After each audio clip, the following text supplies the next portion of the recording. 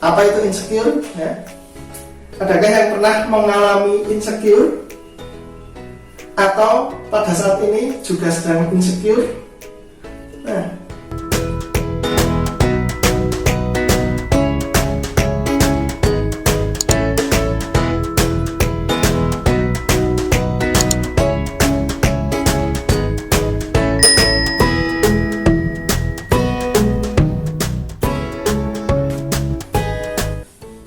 sebelumnya, Assalamualaikum warahmatullahi wabarakatuh. Bertemu kembali dengan saya, Pak Rian. Bagaimana kabarnya kalian hari ini? Mudah-mudahan semuanya dalam kondisi yang sehat ya. Nah, pada kesempatan hari ini Pak Rian akan membahas materi ini berkaitan dengan cara yang efektif ini untuk mengatasi yang namanya insecure. Nah, apa itu insecure? Ya. Adakah yang pernah mengalami insecure? Atau pada saat ini juga sedang insecure? Nah, apa sih itu insecure? Ya. Nah, mungkin itu rasa insecure itu pernah kita alami. Ya, semuanya pasti pernah mengalaminya. Ya. Berkaitan dengan mungkin insecure akan kegagalan, ya, cemas dalam kehidupan, ya, karena memikirkan masa depan dan lain sebagainya. Nah, jika kamu pernah mengalaminya, lalu apakah kamu akan melakukan sesuatu dengan keadaan yang kamu alami dengan yang namanya insecure itu? Nah, apakah kamu akan merespon insecure itu dengan baik, atau malah akan terbawa oleh yang namanya insecure itu secara terus menerus sehingga membuat kamu ngedrop, down dan sebagainya. Lalu bagaimana juga cara mengatasinya agar kita dalam menjalani kehidupan ini nyaman, ya. Nah, insecure sendiri itu menurut ASTA ini atau yang namanya insecurity itu, menurut ASTA tahun 2019 itu adalah tindakan dari adanya emosi, ya, apabila kita menilai diri kita sendiri itu menjadi seorang yang inferior dari orang lain. Nah, kalau menurut pendapat Pak Rian sendiri berkaitan dengan insecure itu bisa diartikan juga bahwa insecure itu merupakan perasaan tidak aman, tidak nyaman dalam diri sendiri yang mungkin semua orang itu pernah merasakan dalam kehidupannya. Nah, di saat kamu sedang merasa kekurangan, malu, bersalah, bahkan juga sampai membuat rasa yang benar-benar tidak nyaman pada dirimu sendiri, itu bisa dikatakan sebagai insecure. Nah, ketika perasaan tidak aman ini mengendalikan kamu, maka hal ini akan memicu perasaan semakin tidak percaya diri. Jadi membuat kita itu minder, tidak percaya diri. Akibatnya apa? Akibat yang ditimbulkan oleh rasa insecure itu adalah orang bisa menjadi takut. Takut untuk berinteraksi dengan orang lain. Kemudian hal ini juga bisa disebabkan mungkin karena faktor kondisi fisik, kemudian warna kulit dan sebagainya, yang membuat kita itu merasa minder, insecure, membuat rasa tidak nyaman berinteraksi dengan orang lain, kita selalu menghindari untuk berinteraksi, takut ketika berkumpul. Nah, padahal sesungguhnya manusia itu diciptakan sebagai makhluk sosial, yang tidak pernah lepas dari yang namanya bersosialisasi. Karena interaksi dengan manusia lain itu penting dalam kehidupannya. Dan pada dasarnya merasa tidak aman atau insecure itu dalam diri itu sangatlah wajar saja. Jadi yang namanya insecure pada diri kita sendiri itu sebenarnya sih wajar. Tapi yang membuat tidak wajar itu apabila kita terlalu berlarut-larut dalam insecure itu sendiri. Jadi kita terbawa oleh suasana. Nah, coba bisa dicek dulu untuk tanda-tanda apakah kamu ini insecure atau tidak. Nah, masalah yang akan timbul dari perasaan insecure yang terlalu berlarut itu sangat merugikan, terutama merugikan diri sendiri. Ya, kalian semua masih muda, ya, masih usia remaja, nah, berarti harus tahu tentang diri sendiri. Kenali tanda-tanda insecure pada dirimu sendiri. Nah, agar apa? Agar namanya insecure itu tidak berlarut-larut dan berkepanjangan. Nah, yang pertama, ini tanda-tandanya ya, tidak ingin keluar dari zona nyaman.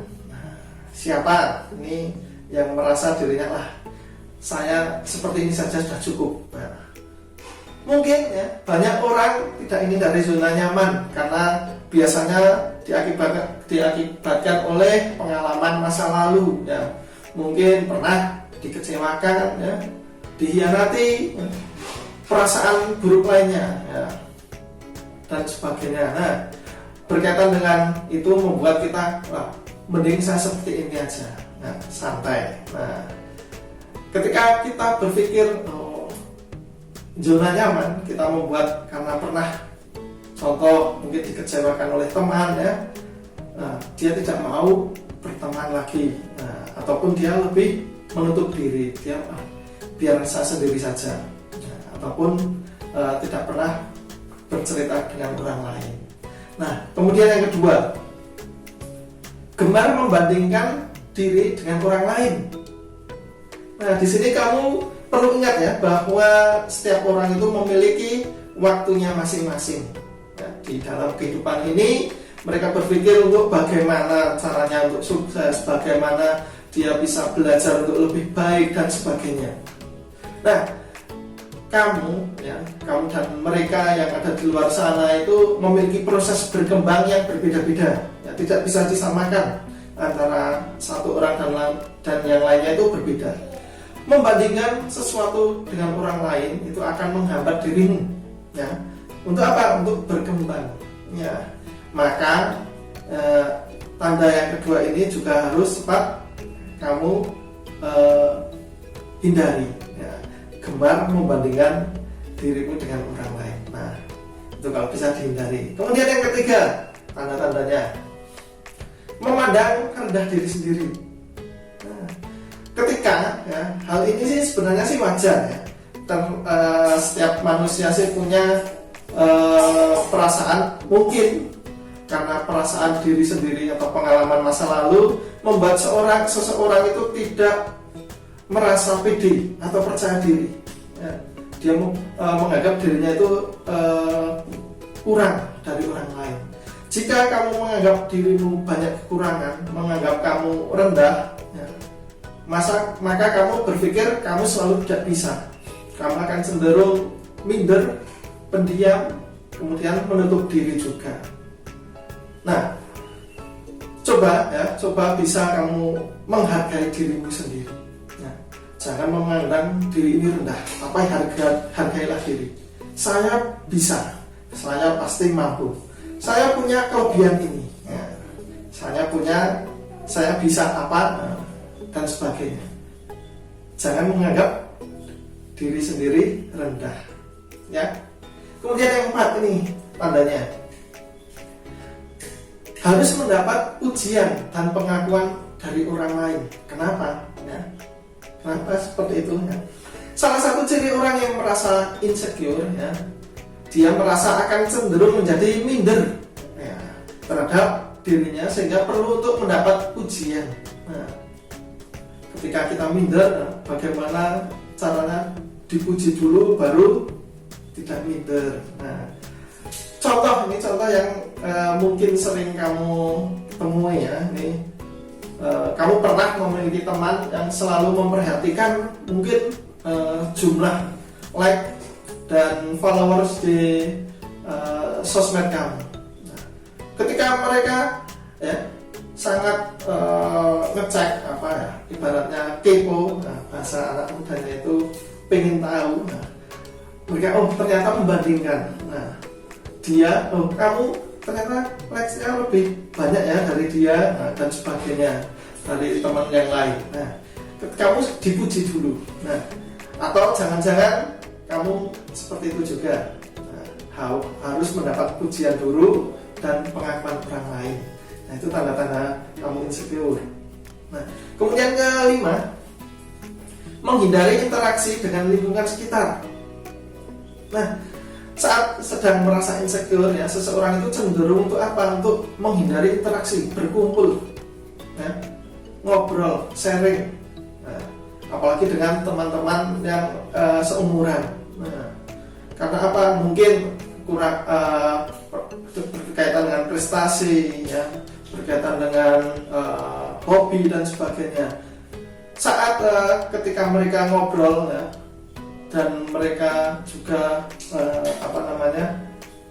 nyambung, tapi kamu merasa down. Karena apa? Karena kamu ternyata tidak seperti mereka, punya prestasi, bisa mengembangkan bakat dan sebagainya. Nah, biasanya ya, ketika down seperti ini yang membuat kita insecure. Nah, untuk bisa mendapat insight baru dari sudut pandang temanmu tersebut ya, mungkin kamu akan bisa termotivasi untuk semakin terus berkembang. Nah, ketika kamu mau berinteraksi dengan orang lain, maka rasa insecure itu akan hilang dengan sendirinya. Nah, itu tadi tanda-tanda kamu insecure atau tidak. Ada 5 ya tanda-tandanya.